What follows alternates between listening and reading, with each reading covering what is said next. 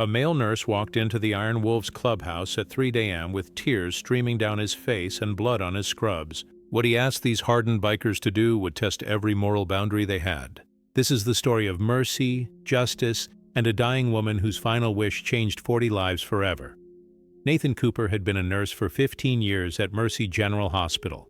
He'd seen everything: death, recovery, miracles, and tragedies. But nothing prepared him for room 408, and the woman dying there in the most horrific way imaginable. Her name was Patricia Drummond, a 52-year-old former teacher who dedicated her life to helping at-risk teenagers. 6 months ago, she was diagnosed with stage 4 pancreatic cancer that had spread to her bones, liver, and brain. The pain was so severe that she screamed 18 hours a day despite maximum doses of morphine. But Patricia's suffering wasn't just from cancer. Her husband, Robert Drummond, was a wealthy real estate developer who controlled her medical decisions through a legal document he'd forced her to sign years ago. He refused to allow doctors to increase her pain medication because he wanted her alert enough to sign over her assets before she died. He refused to allow hospice care that could make her comfortable. He visited her room twice a day, not to comfort her, but to place documents in front of her trembling hands and demand signatures. Patricia would cry and beg him to just let her die peacefully, but Robert would smile and say, "Sign first, then we'll talk about comfort."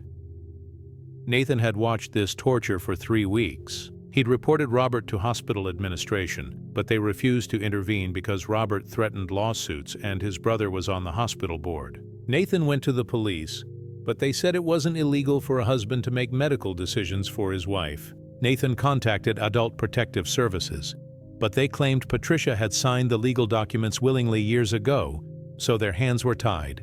The system was failing a dying woman who just wanted peace in her final days. On Tuesday night, Patricia grabbed Nathan's wrist with what little strength she had left. Her sunken eyes looked directly into his. "Please," she whispered through cracked lips. "I'm begging you, end this. I can't take another day."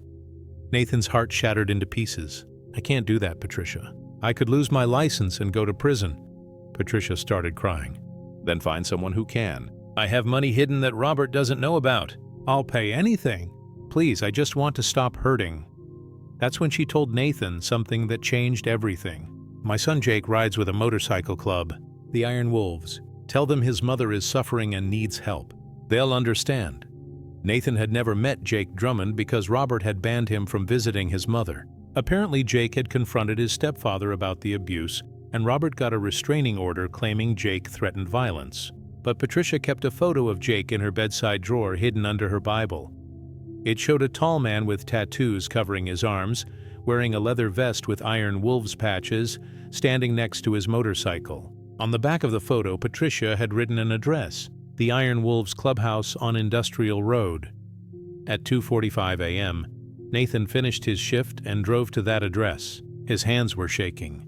He was about to ask criminals to commit murder, but watching Patricia scream in agony for another day was something Nathan couldn't bear. When he walked into that clubhouse, 40 bikers stopped what they were doing and stared at the nurse in bloody scrubs standing in their doorway. A massive man with a gray beard and scars walked toward him. "You lost, brother?" the man asked. His name was Hammer, president of the Iron Wolves. "I'm looking for Jake Drummond," Nathan said, his voice breaking. "It's about his mother." The temperature in the room dropped. Jake stepped forward from the back. He was 35 years old, covered in tattoos with his mother's same green eyes. "What about my mom?" Jake demanded. Nathan's next words came out in a rush. "She's dying at Mercy General. Your stepfather is torturing her. He won't let us give her enough pain medication because he wants her conscious to sign documents. She's screaming 18 hours a day. She asked me to find you. She asked me to—" Nathan couldn't finish the sentence. "To what?" Jake asked dangerously. "She begged me to end her suffering," Nathan whispered. "She said you'd understand."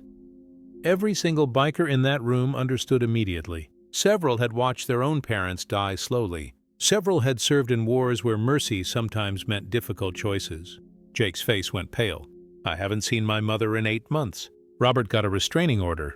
I can't even visit her." His voice cracked. "Is she in pain right now?" Nathan nodded. "She screams until her voice gives out, then she just cries silently. The cancer is in her bones. Every movement is agony." Hammer put his hand on Jake's shoulder. "How long does she have?" he asked Nathan. Days, maybe a week, Nathan admitted. But every hour is torture for her. Jake turned to his motorcycle brothers. I need to see my mom. Robert will call the cops the second you show up, another biker named Reaper warned. Let him, Jake said. I don't care anymore. My mom needs me. But Hammer had a different idea. We're not going to kill her, he announced. Everyone looked at him in surprise, but we are going to save her. What Hammer proposed was technically legal, but would require perfect timing and 40 bikers working together. They would use the system against Robert the same way he was using it against Patricia. Nathan listened to the plan and slowly started to smile.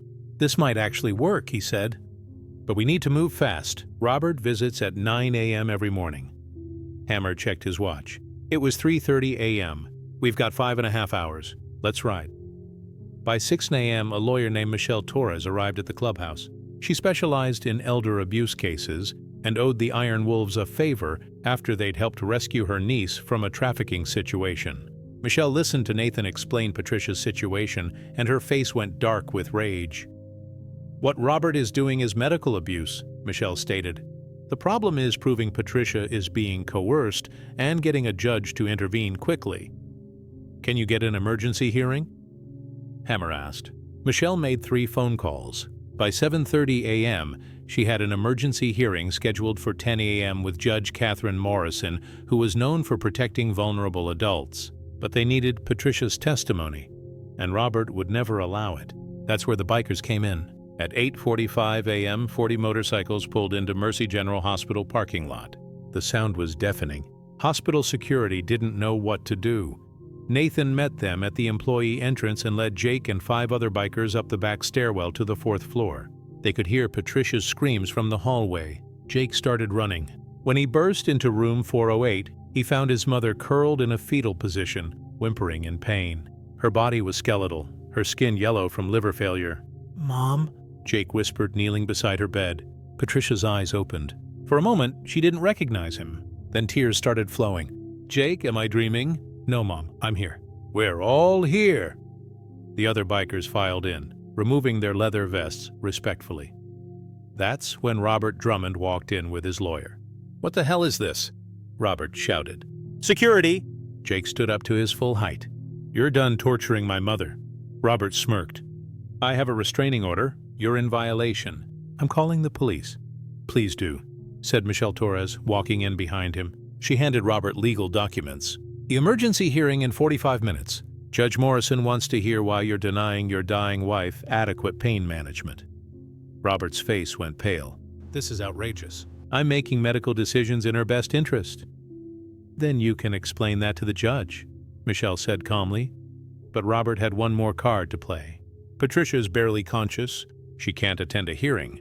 That's when Dr. Rachel Kim entered the room. She was the hospital's chief pain management specialist and had been fighting administration for weeks to help Patricia. Actually, with proper medication, Mrs. Drummond can be alert and pain-free for several hours. Robert tried to block her. "I don't authorize any medication changes." Dr. Kim smiled coldly. "You don't have to. I just received an emergency medical order from Judge Morrison authorizing me to provide appropriate palliative care immediately." She held up a legal document. Robert's lawyer grabbed it and went pale. It was real. Within 30 minutes, Patricia received proper pain medication for the first time in weeks. The screaming stopped. Her breathing calmed. She could think clearly. "Jake," she whispered, holding her son's tattooed hand. "You came?" "Always, Mom. I'm so sorry I couldn't get here sooner." Patricia looked at the bikers surrounding her bed. "Are you the Iron Wolves?" Hammer stepped forward. "Yes, ma'am. Your son's brothers." "Thank you," Patricia said, "for answering my call for help." At 10 a.m., Patricia was transported by ambulance to the courthouse. Jake rode beside her, holding her hand the entire way. 40 motorcycles escorted them like a presidential motorcade. In the courtroom, Robert and his lawyer argued that Patricia was being manipulated by her son and his criminal friends. They claimed the medication made her incompetent to testify. Judge Morrison wasn't buying it. "Mrs. Drummond, can you hear me clearly?" the judge asked gently. "Yes, Your Honor," Patricia said. Her voice was weak but clear. "Can you tell me what's been happening?" What Patricia described next horrified everyone in the courtroom. Months of deliberate medical neglect, emotional abuse, coercion to sign documents while in severe pain, and Robert's explicit statements that he would only allow comfort care after she signed over everything. "I have recordings," Patricia added weakly. Everyone froze. Patricia looked at Nathan. "In my Bible, the little recorder." Nathan had brought Patricia's Bible. Hidden inside was a small digital recorder. Patricia had been secretly recording Robert's visits for weeks. Judge Morrison listened to 3 recordings. In each one, Robert could be heard clearly telling Patricia, "Sign the papers or I'll make sure you suffer every second until you die." The judge's face went from shock to fury. "Mr. Drummond, you are hereby stripped of all medical power of attorney. Jake Drummond is granted emergency guardianship. I'm also ordering a full investigation into elder abuse and financial exploitation." Robert tried to protest, but his own lawyer had gone silent. The recordings were damning. By noon, Patricia was transferred to hospice care at a beautiful facility that overlooked a lake. The Iron Wolves paid for everything. Her room was filled with flowers, photos, and her son by her side.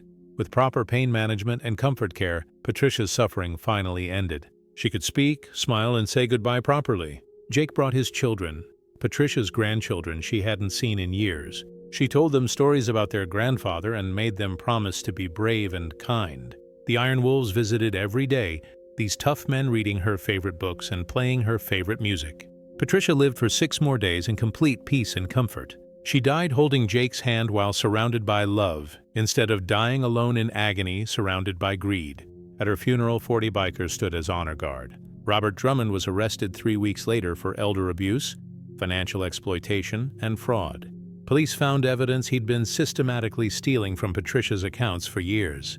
He got 15 years in prison. Nathan Cooper was investigated by the hospital for his role in helping Patricia, but Judge Morrison wrote a letter defending his actions as compassionate advocacy. He kept his job and his license. The Iron Wolves started a charity called Patricia's Peace Project, helping other families navigate end-of-life care when family members were being financially abusive. They've helped 127 families in 3 years. Jake Drummond still rides with the Iron Wolves. On the back of his vest, he added a new patch. It shows angel wings with his mother's name and the words, "She asked for death, but found life." Nathan still works at Mercy General.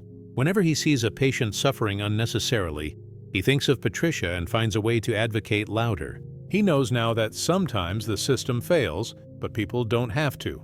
The night Nathan walked into that clubhouse asking bikers to kill his patient, he expected criminals. Instead, he found men who understood that mercy isn't always about ending life. Sometimes mercy is about fighting like hell to make the time someone has left worth living. Patricia didn't need someone to kill her. She needed someone to save her from the person who was already killing her slowly. That's exactly what 40 bikers, 1 brave nurse, and a determined lawyer did. They gave a dying woman the peaceful death she deserved, and in doing so, they proved that heroes don't always wear white coats or badges. Sometimes they wear leather vests and ride Harleys. Sometimes they're the people society fears until the moment you need them most. Then they're exactly who you call. This is what real mercy looks like. Not death, but dignity. Not ending life, but ending suffering. Not killing, but saving what matters most. Peace, love, and the chance to say goodbye properly. Patricia Drummond got her final wish. Not the one she thought she wanted, but the one she truly needed. And 40 bikers became angels who proved that humanity exists in unexpected places.